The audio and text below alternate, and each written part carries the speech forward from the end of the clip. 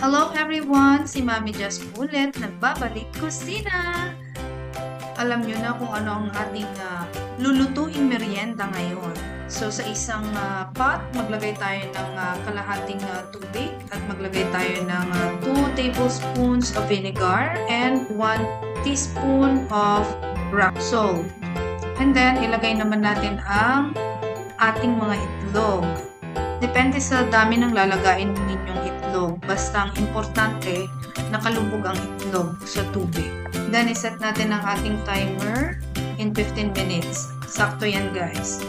Ngayon naman, i-prepare natin ang ating ingredients sa ating suka. Sibuyas, bawang, lemon, suka, patis, black pepper. Habang inaantay nating matapos ang pagpapakulo sa ating mga itlog, atin na munang gawin ang suka. So, didikdikin natin ang bawang ng manipis. And then, sa isang bowl, maglagay tayo ng 1 cup of vinegar and then 4 tablespoons of fish sauce. Then, lagyan natin ng black pepper.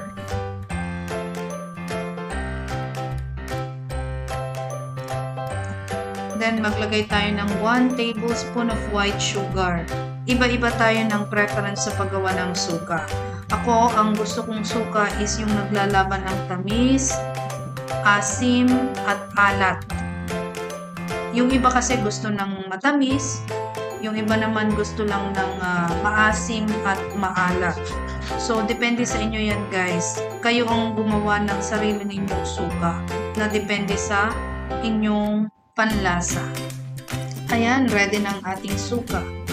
Ngayon, ilagay naman natin ang dinikdik na bawang. Gustong-gusto ko siyang dinidikdik kasi lumalabas yung lasa niya, mas sumasarap yung ating suka.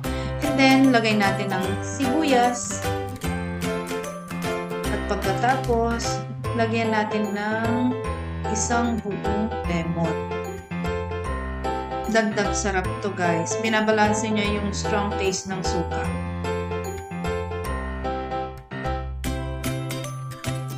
And of course, lagyan natin ng ginayat na sili. So, depende sa inyo kung gusto nyo ng maanghang, lagyan nyo pa ng mas marami or di kaya maglagay kayo ng yung maanghang na suka. Yan, para makontrol nyo yung anghang. Ayan, lutong na ang itlog. So, dito sa basin na pinaglalagyan ng itlog, malamig na tubig ang nilagay ko po dyan. At hintayin lang natin for 10 minutes bago natin ito balatan. So, after 10 minutes, umpisa na nating balatan ang ating mga itlog. Don't worry, guys.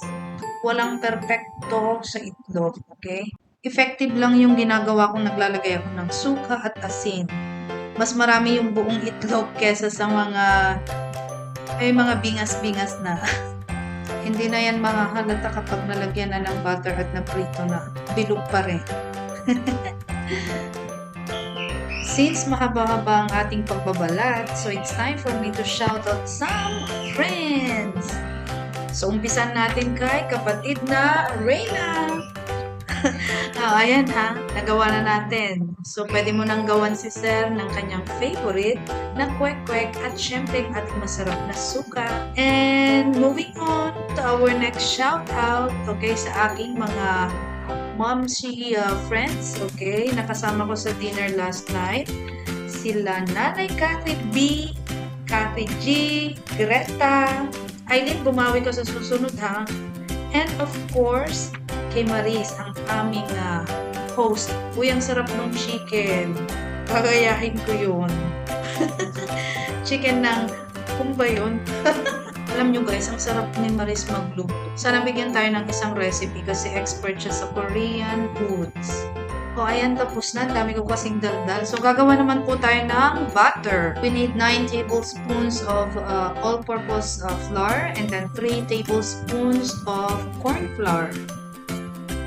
And then, syempre, black pepper. Then, paprika.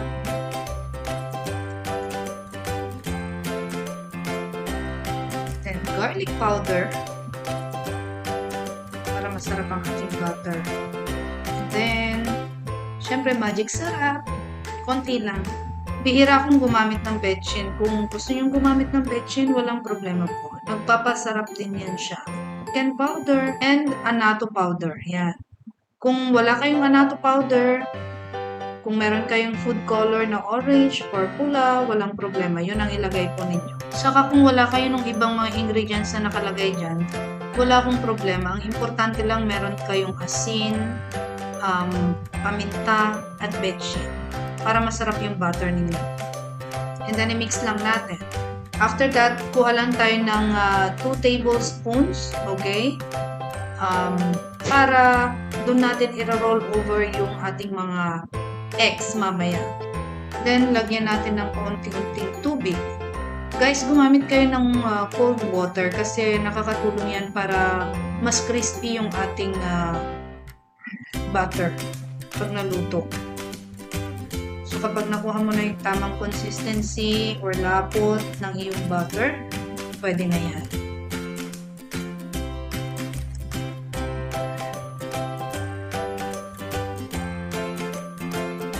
Check natin yung ating prepare na damihan po natin yung oil. Okay, huwag ninyong tipirin yung oil kapag kayo nag-deep fry. Wala akong video habang i-roll over ko yung mga eggs sa ating dry mixture kanina. Siya lang ang peg, hindi ko na-play yung button ng aking cellphone. Ayan, lagay na natin yung egg sa butter. Ako gumagamit ako ng tinidor or kung gusto nyo gumamit ng spatula, pwede din po, or kutsara. Ako mas type kong gumamit ng tinidor. Ayan. So, check naman natin yung ating oil kung mainit na.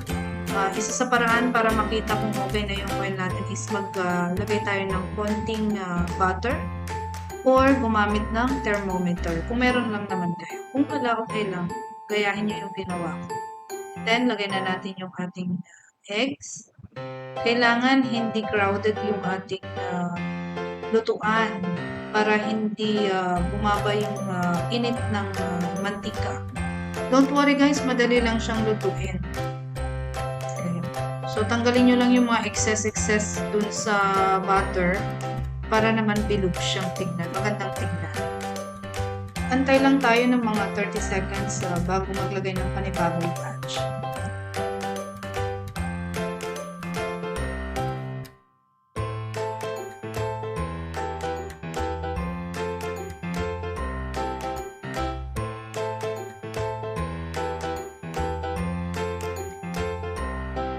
Ayan, luto na. So, hahanguin na ulit natin.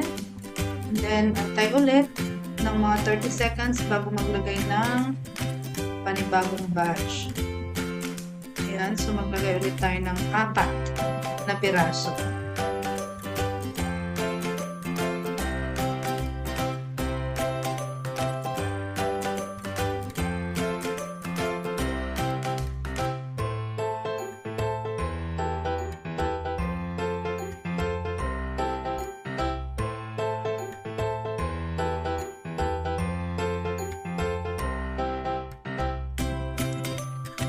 Ayan. And then, our last batch.